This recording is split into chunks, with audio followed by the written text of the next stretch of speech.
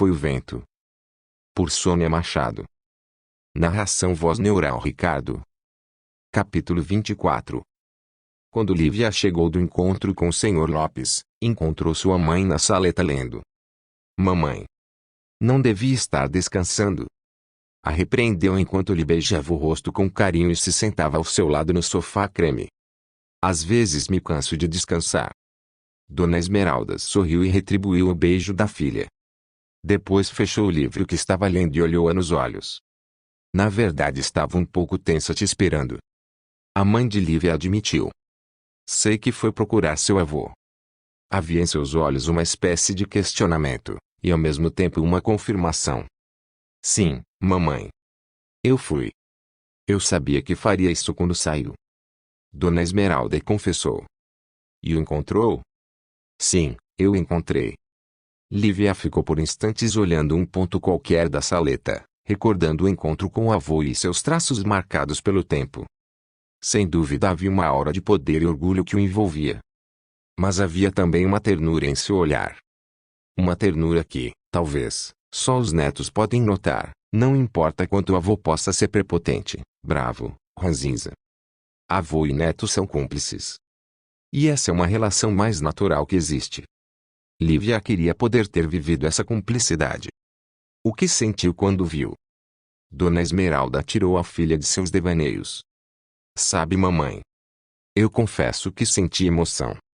Muita emoção. Muita. Não nego. Como poderia? Lívia se iluminava ao falar. Sempre pensei na figura de meu avô desde menina, não somente como alguém que ia me mimar e divertir, mas também como conselheiro e uma fonte incrível de saber. E virando-se para sua mãe, sabe, mamãe, é estranho, mas eu pensava em meu avô como uma enciclopédia daquelas enormes, com respostas para todas as minhas perguntas. Verdade, filha? Uma enciclopédia? E não pude deixar de rir diante da confissão da filha. Mas por que tinha essa ideia na cabeça? Na escola meus colegas viviam falando, meu avô disse isso, me contou isso, me ensinou aquilo. Daí coloquei na cabeça que os avós sabem de tudo, como as enciclopédias. Eu ficava me imaginando sentada no colo de meu avô, enquanto ele falava de rios, de montanhas, de cidades. E Lívia também riu. Depois ficou séria de repente. Sim. Emocionei-me ao ver meu avô. Mas ao mesmo tempo, senti raiva dele, por ter me negado todas essas coisas. Ele nem sabia que você existia, Dona Esmeralda tentou justificar Sr. Lopes. Mas quando ele renegou o próprio filho e a nora, renegou seu papel de avô também, mesmo sem saber que a senhora estava grávida. Eu compreendo, filha. Sei como se sente. Foi uma mistura maluca de sentimentos, mamãe, porque também não pude evitar o sentimento de compreensão, diante do arrependimento de meu avô. Ele ali na minha frente, um homem poderoso, admitindo os erros, parecendo de repente tão frágil. Sabe, mamãe? Eu vi uma lágrima nos olhos dele. Vi sim. Meu Deus. Dona Esmeralda levou a mão à boca. Era uma coisa que ela jamais esperava do sogro. No fim das contas, todos têm um lado mais humano. Desconfio que não fosse fácil para meu avô. Por isso ele foi criando máscaras para se proteger, talvez, até mesmo do próprio poder. Mas então, você o perdoou. A mãe de Lívia admitiu por ela. Na verdade, mamãe, eu pedi um tempo a ele. Lívia estava confusa com tanta mistura de sentimentos. Um tempo, Lívia? Sim, mamãe. Eu pedi um tempo ao meu avô que sonhei conhecer a vida inteira. E como está se sentindo agora depois de ter pedido esse tempo? Dona Esmeralda questionou a filha que parecia muito abalada. Estou me sentindo cruel, mamãe. E enxugou uma lágrima com a manga do casaco. A mãe passou as mãos nos cabelos da filha. Sabe, Lívia, por orgulho fazemos coisas absurdas e preferimos romper com os laços afetivos. Em vez de dar o primeiro passo para romper os conflitos, desperdiçamos tempo amargando e remoendo coisas. E quando falo isso, não é só ao seu avô que me refiro, minha filha. Fala de seu pai que não insistiu numa reconciliação. Falo de mim. E fixando seu olhar em Lívia continuou. E falo de você também, e peço outra vez que não repita nossos erros. O orgulho mata pessoas e sentimentos. E eu simplesmente pedi um tempo para meu avô-mamãe. Não o perdoei de cara. Ou talvez no fundo eu tenha até perdoado, mas não falei para ele. Deixei-o ficar pensando o contrário. O que queria que eu fizesse? Simplesmente me jogasse em seu colo depois de tudo? Mas você quis fazer isso. Dona Esmeralda insinuou. Sim, mamãe. Eu quis fazer isso. Eu quis tanto. Jogar-me nos braços dele, beijar seu rosto cheio de rugas e alisar os cabelos cor de neve. Lívia confessou com lágrimas nos olhos. Seria o certo a fazer? Certamente esse gesto dissiparia todas as nuvens escuras daqueles anos todos.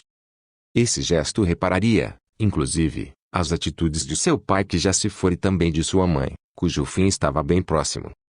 Era meu dever fazer isso. Lívia questionou a si mesma em pensamento.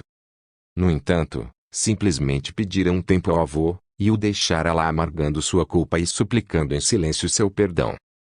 Mamãe, você não imagina como invejei minhas colegas na escola, quando elas falavam de seus avós. Dos fins de semana que passava com eles. Das férias inteiras na casa deles.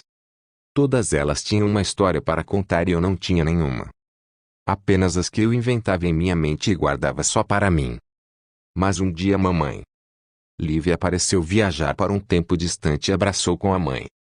Um dia tivemos que contar numa redação sobre como passamos as férias de julho, e imagine, eu inventei que tinha passado as férias no céu com meus avós.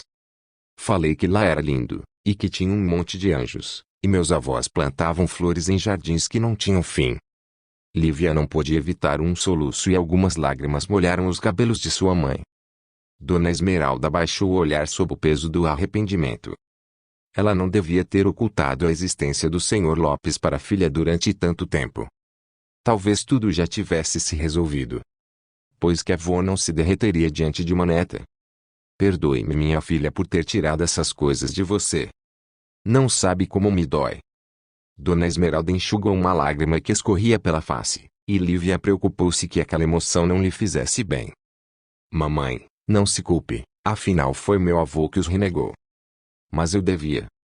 A mãe de Lívia ainda insistiu, mas Lívia, colocando os dedos nos lábios da mãe, pediu: não falemos mais nisso, mamãe. Tudo aconteceu assim porque tinha que ser, com certeza.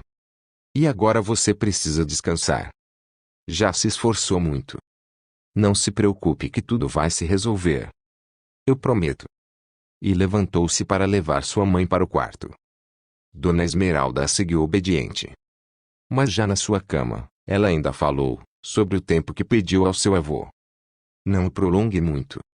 Pense em tudo que falamos, minha filha. E sei que tenho insistido nisso, mas não repita os erros de sua família. E esse conselho se refere também a Arthur. Sei que discutiram.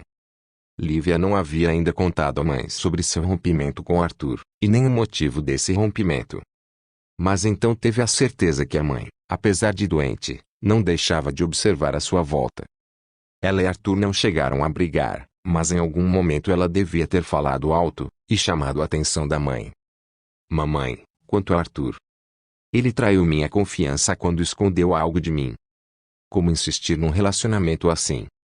Ele deve ter tido seus motivos, e não há motivo que não possa ser justificado.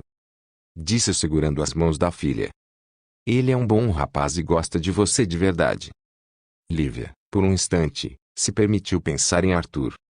Em como se conheceram e como foram felizes por tão pouco tempo, mesmo atravessando momentos difíceis. Só preciso de um tempo, mamãe. Respondeu, imaginando que o tempo que ela queria era apenas uma ilusão. Mas ela queria mesmo acreditar que o tempo resolveria muitas coisas. Ou simplesmente apagasse muitas coisas. Tudo bem, minha filha. Eu compreendo. Só não deixe esse tempo se estender muito. Dona Esmeralda parecia reflexiva. Porque o tempo, embora possa ser um remédio em alguns casos, em outros, serve apenas para camuflar a superfície de uma ferida. Mas agora prepare algo para comer. Estou faminta. Disse sorrindo e dando um tapinha nas mãos de Lívia. Vou esperar no quarto. E aquele sorriso, ainda que fraco, foi para Lívia o frescor daquele dia, e de outros que vieram antes que sua mãe partisse.